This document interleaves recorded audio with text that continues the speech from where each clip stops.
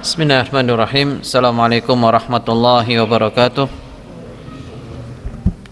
Innal hamdalillah nahmaduhu wa nasta'inuhu wa nastaghfiruh wa na'udzu billahi min sururi anfusina wa min sayyiati a'malina.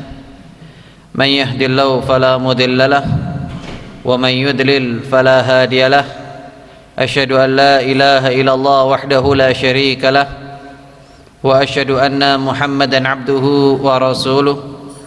Allahumma salli ala Muhammad wa ala alihi wa ashabihi wa man sara ala nahjihi wattaba'a sunnatahu wa salaka tariqahu wa nahaja manhaja ila yaumiddin.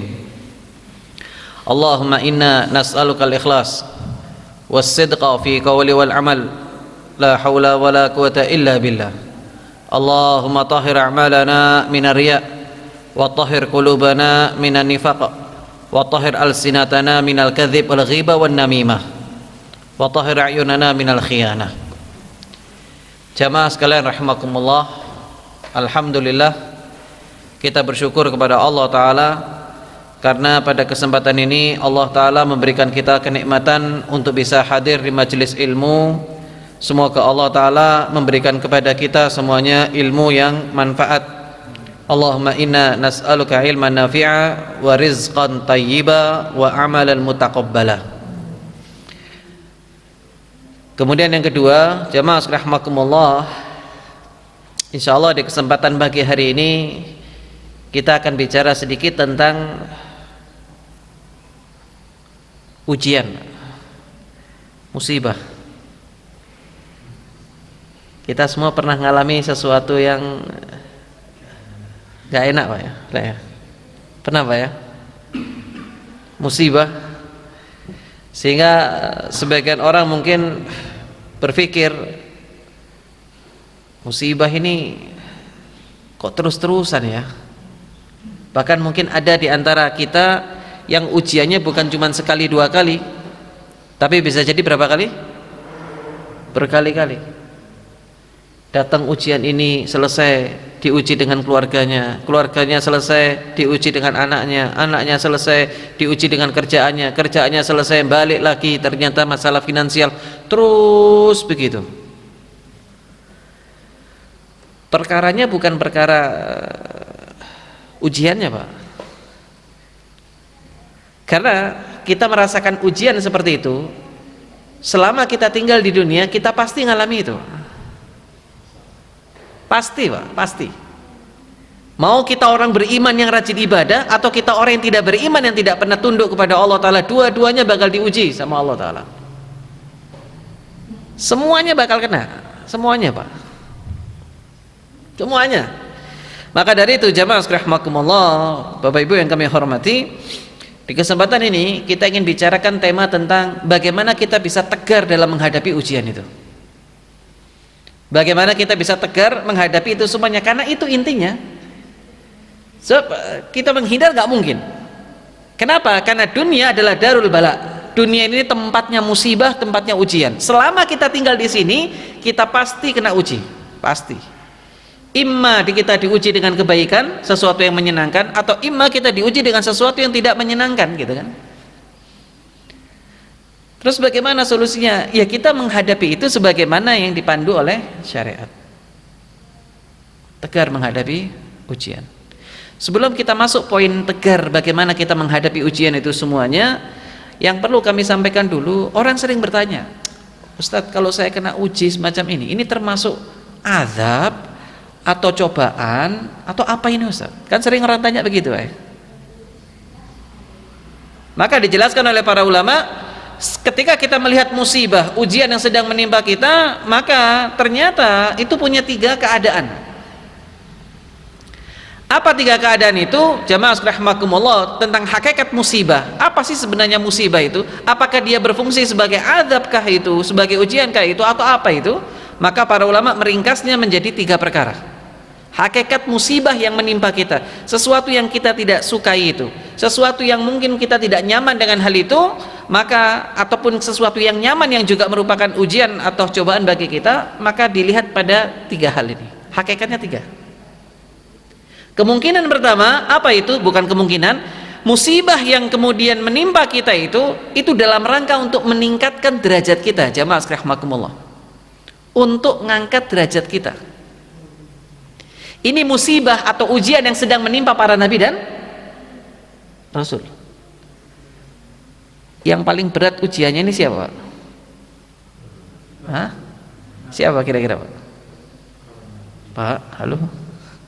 Yang paling berat dalam hidup ini ujiannya siapa? Rasul sallallahu alaihi wasallam. Rasulullah SAW itu pernah ditanya oleh salah seorang sahabat, "Ya Rasulullah, siapakah orang yang paling berat balaknya, paling berat ujiannya ya Rasulullah sallallahu alaihi wasallam? Siapa yang paling berat itu?" "Al-anbiya war rusul," kata Nabi. Para nabi dan rasul. "Tsummal amsal fal amsal." Kemudian yang semisal dengannya, yang maksudnya imannya di bawahnya para nabi dan rasul, kemudian yang di bawahnya lagi, di bawahnya lagi. Artinya, jamaah sekalian rahimakumullah, Rasulullah menyampaikan kepada kita, kalaupun kita menghadapi ujian, kita menghadapi kemudian cobaan, maka itu tidak sebanding dengan yang dialami oleh para nabi dan rasul. Contoh sederhana ya, mudah-mudahan cukup waktunya. Sebutlah Nabi Allah Nuh, Rasulullah SAW, Nuh alaihissalam. Beliau diuji dengan anaknya, Pak. Makanya Bapak Ibu, kalau ada orang soleh, anaknya beti, anaknya tidak tunduk kepada syariat, jangan buru-buru nyalahkan orang tuanya. Kenapa? Karena bisa jadi orang tuanya sudah nangis darah setiap malam mendoakan anaknya. "Ya Allah, anak saya perbaiki, ya Allah, perbaiki, ya Allah." Tetap kayak gitu anaknya. Kenapa? Ujian. Memang diuji dari sisi itu, gitu kan. Nabi Allah Nuh alaihissalam kurang apa coba? Dakwah setiap hari, lailan wa nahara, dalam surat Nuh. Dakwanya Nabi Nuh itu enggak cuma setengah 5 sampai syuruk, enggak. Tapi lailan wa nahara. Aku telah mendakwahi mereka ya Allah, lailan wa nahara, malam dan siang. Tidak kemudian mereka mendengarkan dakwaku kecuali tambah jauh daripada kebenaran mereka ini. Tambah jauh, tambah jauh, tambah jauh. Bahkan kalau Nabi Allah Nuh alaihissalam itu ceramah, itu ditutup telinganya. Tutup telinganya. Apa ini tutup? Sebagian di dalam lanjutan ayatnya bukan cuma nutup, ditutup wajahnya karena saking tidak sukanya dengan Nabi Allah Nuh alaihissalam. Tapi Nabi Allah Nuh sabar, Pak, sabar menghadapi itu. Sabar. Itulah potret para nabi dan rasul. Lebih-lebih lagi ketika beliau diuji oleh putranya yang ketika diminta untuk ikut naik perahu, karena naik perahu selamat, anaknya sombong, enggak. Maka terjadilah apa yang terjadi. Ada yang diuji dengan anaknya. Nabi Allah Ibrahim alaihissalam diuji dengan apa? Dengan ayahnya. Bayangkan coba. Nabi dan Rasulullah Rasul yaitu Nabi Allah Ibrahim alaihissalam itu sebagai Khalilullah, kekasihnya Allah Ta'ala, di samping Rasulullah juga Khalilullah. Subhanallah, ternyata ayahnya, kerabatnya itu produsen berhala, Pak. Ya apa ini? Bapaknya ini anaknya sebagai pembela tauhid, bagaimana menyampaikan risalah untuk bertauhid kepada Allah Ta'ala, Hanifiyah. Maka apa yang terjadi? Ternyata orang tuanya sendiri dalam keadaan yang memproduksi berhala yang disembah oleh masyarakatnya. Apa enggak berat itu, Pak? Itu sama saja ya dengan panjenengan. Mungkin ada di antara panjenengan yang kebetulan jadi dai, orang tuanya itu penentang dakwah luar biasa. Berat apa tidak itu, Pak? Berat gak ini? Pasti mengalami berat, Pak. Nabi Allah Ibrahim alaihissalam. Kemudian Nabi Allah Musa alaihissalam berjumpa dengan makhluk yang paling zalim di muka bumi. Paling zalim, Nabi Allah Musa alaihissalam. Saya pikir belum ada ya makhluk sampai hari ini yang berani senekat mengatakan sebagaimana Fir'aun mengatakan, "Ana rabbukumul a'la." Sombongnya luar biasa, sombongnya luar biasa. Nabi Allah Musa alaihissalam harus berhadapan dengan orang seperti ini, tapi sabar. Kemudian Nabi Allah Isa alaihissalam berjumpa dengan masyarakat yang seperti itu. Ini daripada Rasul Ulul Azmi, jemaah sekalian. Dan Rasulullah mengalami semua musibah, semua ujian yang dialami oleh kebanyakan kita. Sebutlah tentang apa saja tentang musibah yang kita nggak enak, Rasul pernah ngalami. Diuji rumah tangganya pernah, difitnah pernah, dikucilkan pernah, direndahkan pernah, dilempari kotoran pernah. Kemudian apalagi hampir dibunuh juga pernah. Subhanallah. Sabar. Ini musibah. Tujuannya apa? Untuk meningkatkan derajatnya para nabi dan rasul. Itulah kenapa kuncinya. Kenapa Rasulullah Shallallahu Alaihi Wasallam ketika beliau sedang mengalami sakaratul maut, beliau merasakan rasa sakit 2 kali lipat daripada yang kita rasakan nanti. Kata Rasulullah SAW, aku merasakan rasa sakit ketika sakaratul maut 2 kali lipat. Sampai berulang kali. Kalau kita lihat bagaimana menjelang ajalnya beliau Shallallahu Alaihi Wasallam, Ibunda Aisyah itu sampai nggak tega lihat Nabi itu. Ambilkan air lagi wahai Aisyah, diraupi wajahnya, pingsan lagi, raup lagi, terus seperti itu berkali-kali. Sambil ketika beliau sadar, beliau mengucapkan innal mauta la sakarat. Setiap kematian pasti ada rasa sakitnya, ada sakaratnya. Subhanallah. Ini jamaah rahimakumullah. Dan rasa sakit yang dialami pada saat Rasul mengalami itu rasa sakit 2 kali lipat dibandingkan dengan kita nanti. Kecuali ada di antara kita yang meninggal dalam keadaan berjihad di jalan Allah Ta'ala, maka tidaklah dia merasakan rasa sakit kecuali seperti apa? Seperti orang digigit nyamuk atau digigit semut. Tek, dah, sakitnya sakaratul maut seperti itu, tek, hilang sudah. Tidak merasakan sakit apa-apa lagi. Nah, ini jamaah sekalian. Ini hakikat musibah yang pertama, untuk mengangkat derajatnya beliau, untuk mengangkat derajatnya para nabi dan rasul, dan ini memang biasanya menimpa para nabi dan rasul untuk meningkatkan derajat. Hakikat musibah yang kedua, jamaah sekalian, yaitu musibah itu sebagai penghapusan dosa. Supaya apa? Supaya dosa-dosa kita itu terhapus, jamaah sekalian. Supaya kita itu bersih, kemudian dosa-dosa kita diampuni sama Allah Ta'ala. Kita diampuni dosa-dosa kita oleh Allah Ta'ala. Ini hakikat musibah yang kedua, jamaah rahimakumullah, di mana sungguh tidaklah maksiat yang kita kerjakan atau musibah yang menimpa kita kecuali gara-gara ulah tangan kita sendiri, Pak. Ulah tangan kita sendiri. Karena itu seseorang yang kemudian dia itu tertimpa musibah, sebenarnya Allah ingin mengampuni dosa-dosanya. Allah Ta'ala ingin mengampuni dosa-dosanya. Allah Ta'ala berfirman di dalam Al-Quran, wa ma asabakum min musibatin fabima kasabat aydikum wa ya'fu an katsir. Kata Allah Ta'ala, apa saja musibah yang menimpa kalian itu memang karena sebab perbuatan tangan kalian sendiri. Jadi karena memang ulah kita sendiri. Wa ya'fu an katsir, dan Allah mengampuni banyak. Artinya apa? Seandainya kita melakukan kesalahan dan dosa, Allah hukum selevel dengan hukuman yang seharusnya, maka tentu kita nggak kuat.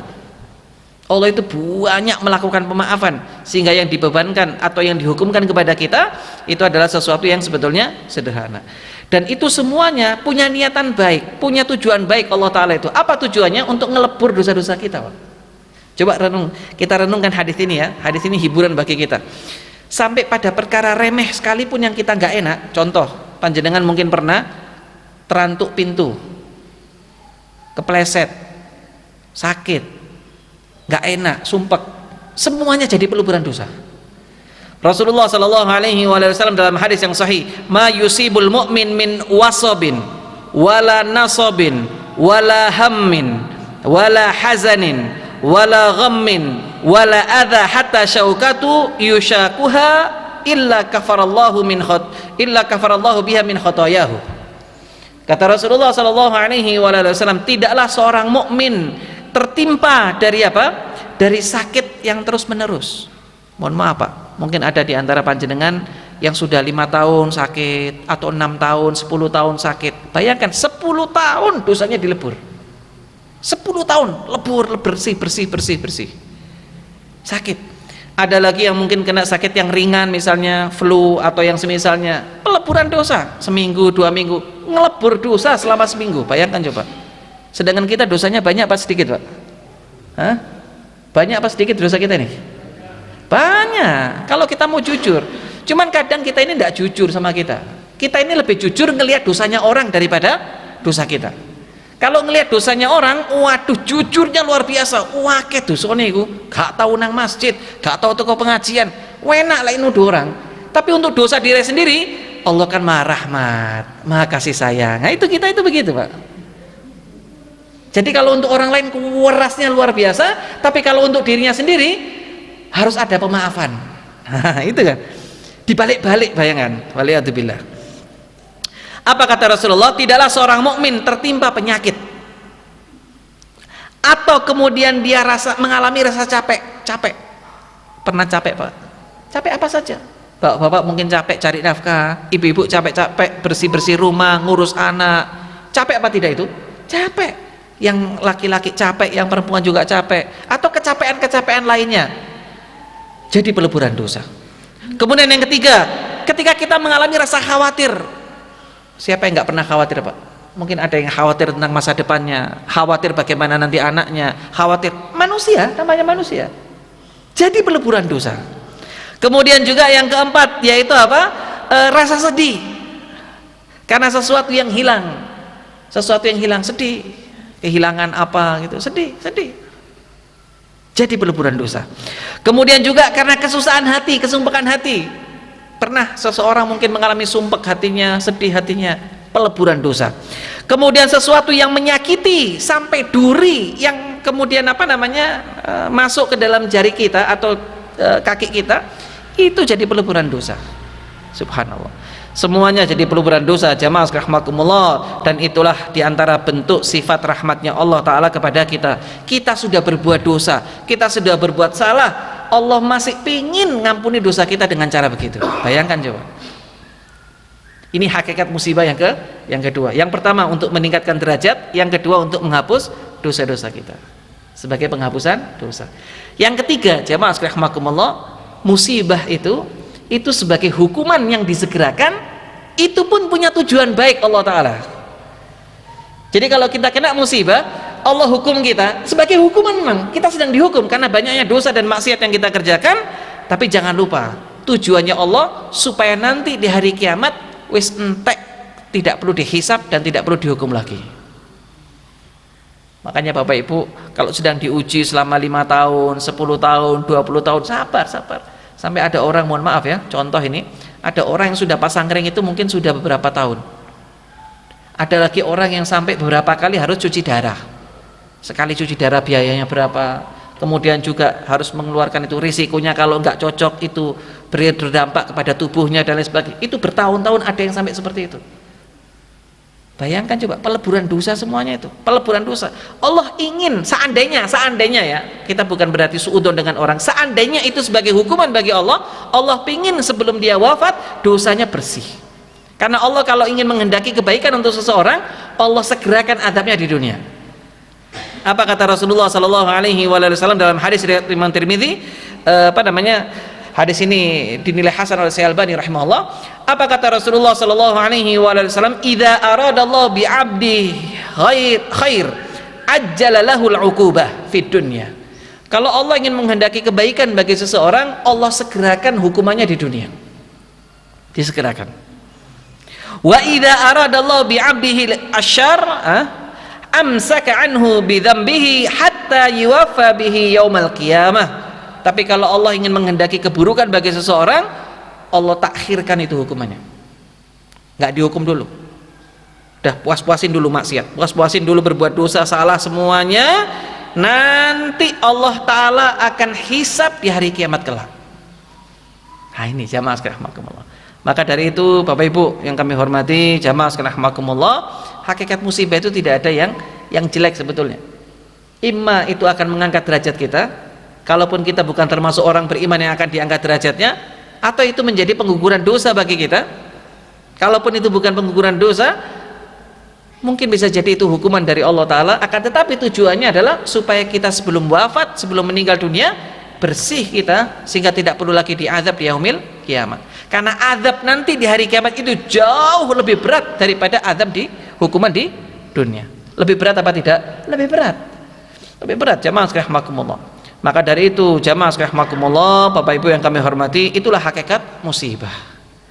Nah sekarang bagaimana supaya kita bisa menghadapinya dengan baik, supaya kita bisa tegar menghadapinya, menghadapi ujian, diganggu sama orang, difitnah sama orang, direndahkan orang, kemudian juga dizolimi sama orang lain, kemudian dipecat dari perusahaan yang mungkin kita butuh pekerjaan itu, atau yang lain-lainnya. Maka jangan khawatir, mudah-mudahan dengan cara ini kita ini akan akan bisa bertahan, tegar. Bagaimana caranya? Yang pertama, jamaah sekalian rahimakumullah, kita fahami bahwa kita tinggal di dunia maka kita pasti akan mendapatkan ujian. Sadar. Begitu kita kena musibah, oh iya, dah, saya di dunia pasti kena yang seperti ini. Pasti. Yang hari ini tertawa, tunggu sebentar lagi Anda akan nangis. Yang hari nangis, tunggu sebentar lagi Anda akan ketawa setelah ini. Begitulah perputaran hidup dalam kehidupan dunia. Jamaah sekalian rahimakumullah. Hal ini sebagaimana firman Allah Ta'ala di dalam Al-Quran, laqad khalaqnal insana fi kabad.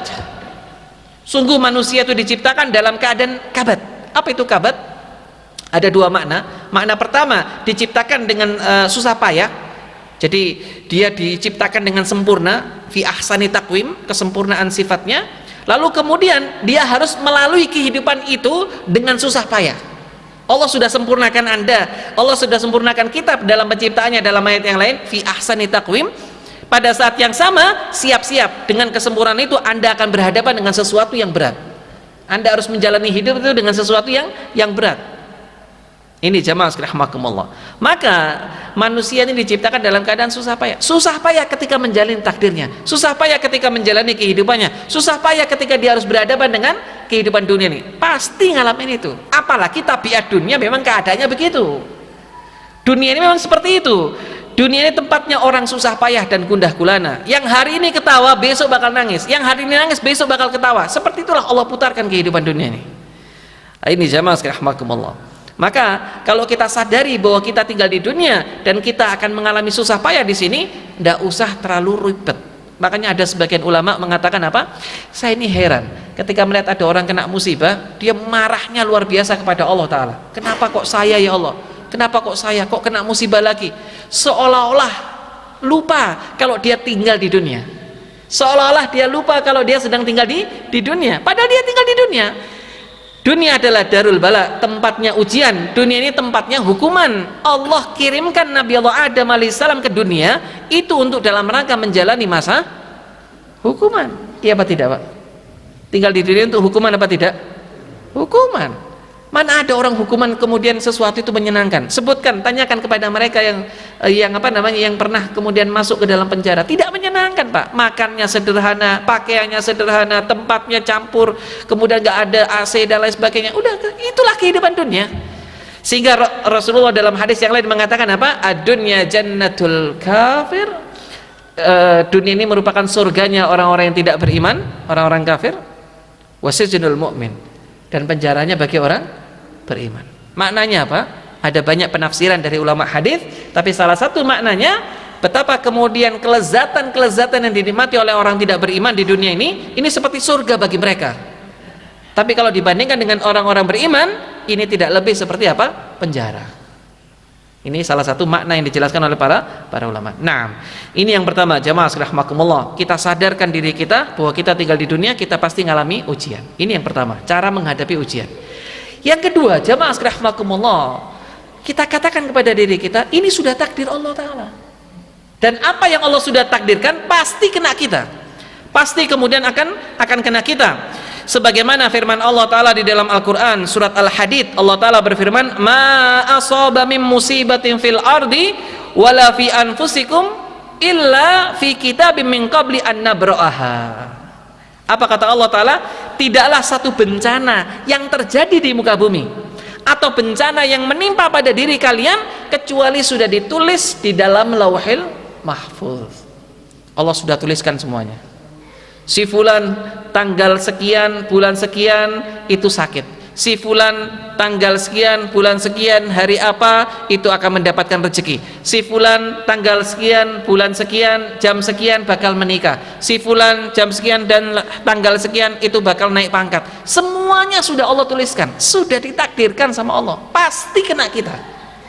Mau kita muter dengan cara apapun tetap akan kena kita, termasuk musibah atau takdir kematian.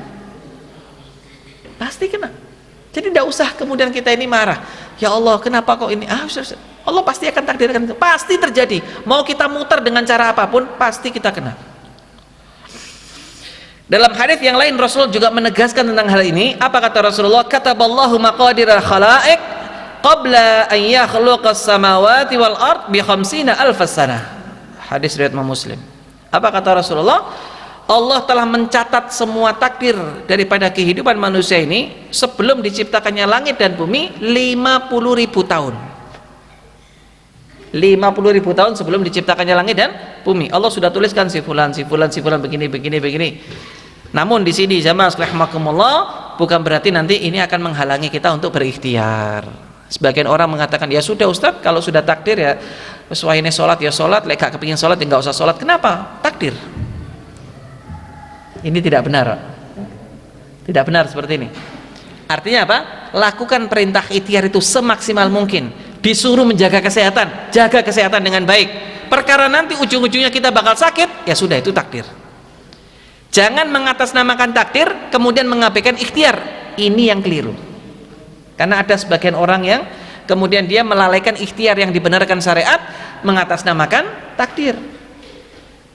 Kalau sudah waktunya sakit ya sakit, tawakal ala Allah. Lah keliru, tawakal itu enggak gitu. Tawakal itu faida azamta wa tawakkal ala Allah. Kalau Anda sudah punya tekad yang kuat, punya komitmen yang kuat, baru kemudian Anda serahkan urusannya kepada Allah Ta'ala. Jangan belum melakukan persiapan, belum melakukan ikhtiar yang dibenarkan syariat, belum melakukan kemudian panduan syariat, tiba-tiba ujungnya langsung tawakal. Dan ini konsep tawakal yang salah.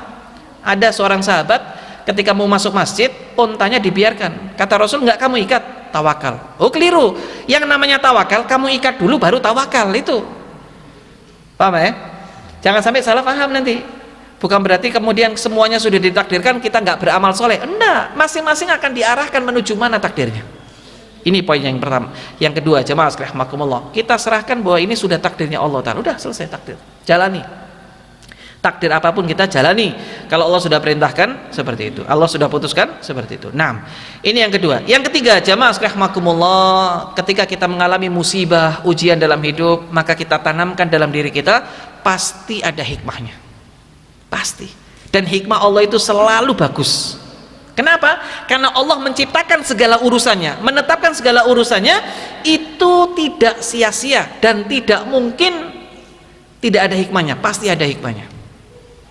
Allah Ta'ala berfirman di dalam Al-Quran, afa hasibtum annama khalaqnakum abatha wa annakum ilaina la turja'un. Apakah kamu mengira kamu diciptakan begitu saja?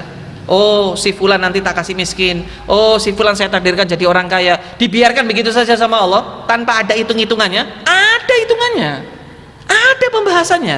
Tidak serta-merta seperti itu, jamaah sekalian rahimakumullah. Ada, semuanya ada perincian-perinciannya. Jangan dikira kalau orang diuji sepanjang umurnya miskin terus kemudian Allah nggak akan kasih ganjaran. Ada ganjarannya, jangan khawatir. Demikian halnya kalau ada orang diuji dengan kekayaan, nggak ada hisabnya. Ada hisabnya, semuanya ada. Nggak mungkin Allah ciptakan segala sesuatu, tetapkan segala sesuatu, kecuali pasti akan ada hikmah yang akan dibangun oleh Allah Ta'ala. Dan jangan khawatir Pak, musibah itu pasti ada hikmahnya, dan hikmah itu pasti baik bagi kita. Kendati pun kita awalnya tidak suka, kendati pun kita awalnya tidak suka. Karena apa? Karena sebagian orang, jamaah rahimakumullah, itu kemudian marah dengan Allah Ta'ala. Karena apa? Karena dia merasa seolah-olah kok Allah selalu memberikan saya takdir jelek ya, keputusan jelek terus ya. Enggak, jangan. Dalam ayat dikatakan, jamaah rahimakumullah, asa an takrahu syai'an wa huwa khairul lakum. Bisa jadi kamu membenci sesuatu padahal itu baik bagi kamu. Saya kasih contoh Pak, konkret. Bapak Ibu kan sering baca surat Al-Kahfi kan? Di dalam surat Al-Kahfi itu ada dialog antara Khidir dengan Nabi Allah Musa alaihissalam.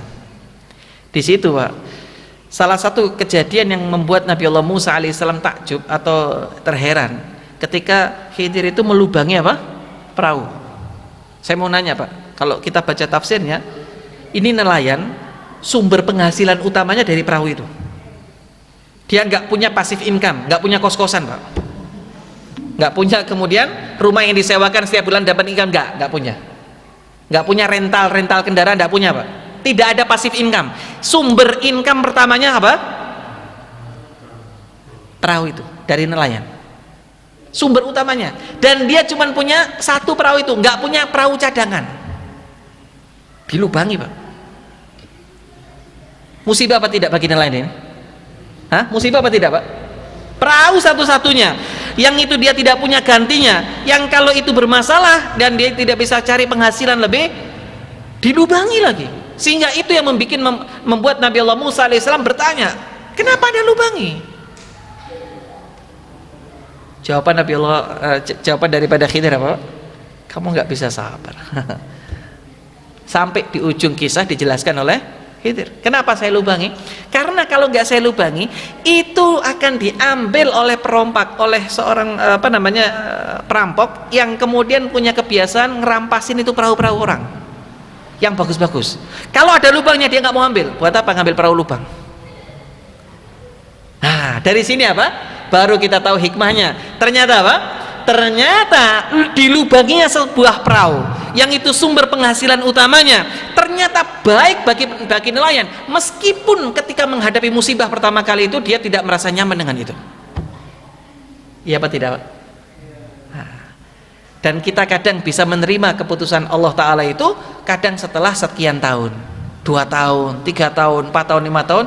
Iya ya, coba Allah tidak takdirkan seperti ini, mungkin saya tidak sampai pada titik ini. Jadi kadang kita bersyukur dengan takdir Allah setelah berjalan lama. Maka dari itu para ulama mengingatkan, jangan marah dengan keputusan Allah. Hari ini yang Anda tangisi, besok Anda akan bersyukur dengan keputusan Allah Ta'ala itu. Ini jamaah sekalian rahimakumullah, pasti ada hikmahnya, pasti ada hikmahnya. Ada kisah lain sebetulnya, saya tidak tahu kisah tentang raja dengan penasehat kerajaannya. Sudah pernah saya ceritakan sini, Pak? Belum ya? Kita kisah ini disebutkan oleh Ibnul Jauzi, seingat saya, mudah-mudahan saya tidak salah, di dalam kitabnya Saidul Khatir. Kisah tentang ada seorang raja yang dia itu punya penasehat, Pak. Umumnya raja punya bitonah, orang dekatnya, dan ini penasehat ini orang yang sangat bijaksana.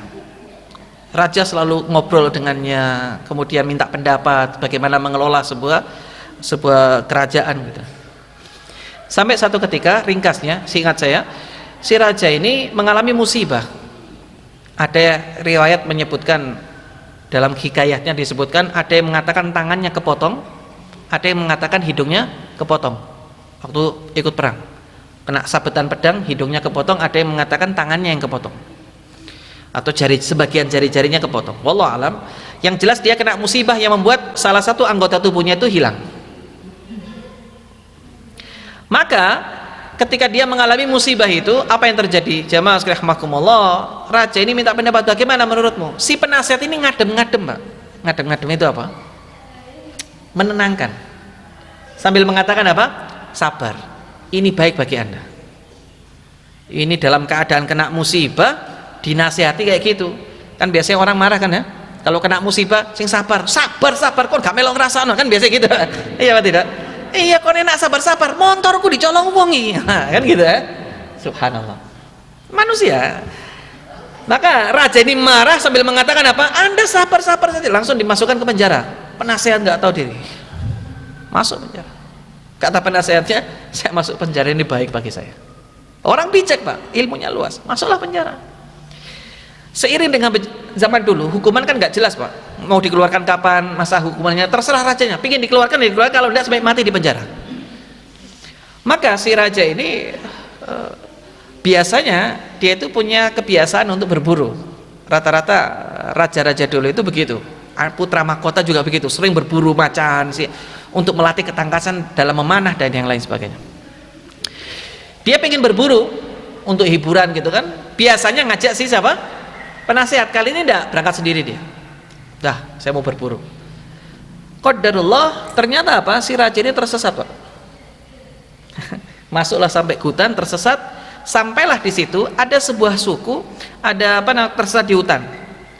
Lalu kemudian ternyata dia berjumpa dengan salah satu daripada anggota suku tertentu yang ada di hutan itu, yang sangat beringas, Pak. Punya kebiasaan itu memberikan tumbal. Tumbal itu apa, Pak? Seserahan untuk sembahan-sembahannya, karena dia tidak menyembah kepada Allah Ta'ala, maka dia serahkan itu.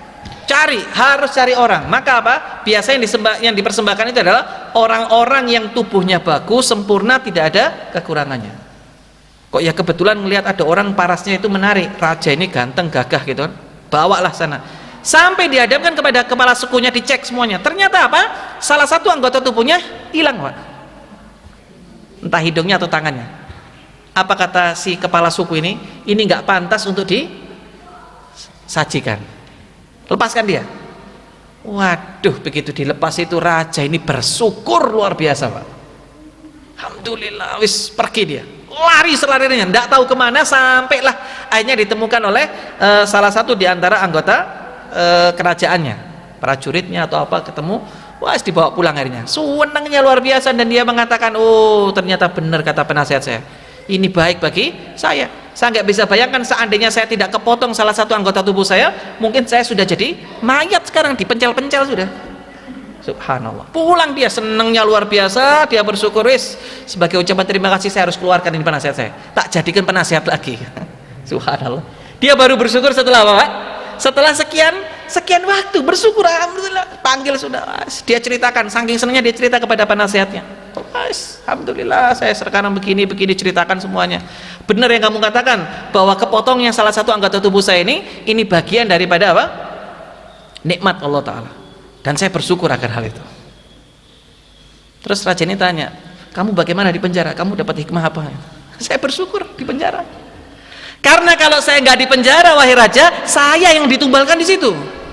Karena biasanya apa? Manahnya, berburunya dengan penasihatnya. Anggota tubuh saya masih komplit. Kalau saya nggak ada masukkan penjara, saya yang jadi tumbal. Anda pulang, saya jadi tumbal. Subhanallah. Dua-duanya apa? Dapat hikmah. Subhanallah. Itulah diantara hikmahnya jamaah sekalian. Pasti ada hikmahnya. Cuman kadang kita nggak sabar. Kita pengen tahu segala-galanya sekarang. Nanti dulu sabar. Kadang hikmah itu Allah beritahu, dan kadang Allah simpan di rahasianya. Dan masing-masing ada tentu diantara keilmuan Allah Ta'ala. Kalau masih ada waktu saya lanjutkan sedikit. Yang keempat, jamaah sekalian rahimakumullah, supaya kita tegar dalam menghadapi ujian, yaitu apa? Ujian yang kita rasakan ini belum seberapa, Pak. Belum seberapa dibandingkan dengan para nabi dan rasul, dengan orang-orang soleh yang ujian mereka itu luar biasa, bertubi-tubi, tapi mereka sabar. Karena itu Rasulullah ngasih resep, Bapak Ibu, kalau kita kena musibah, kita diuji sama Allah Ta'ala, jangan khawatir. Pokoknya kalau kamu mengalami ujian, untuk meringankannya, ingat-ingatlah musibah yang menimpa aku, kata Nabi.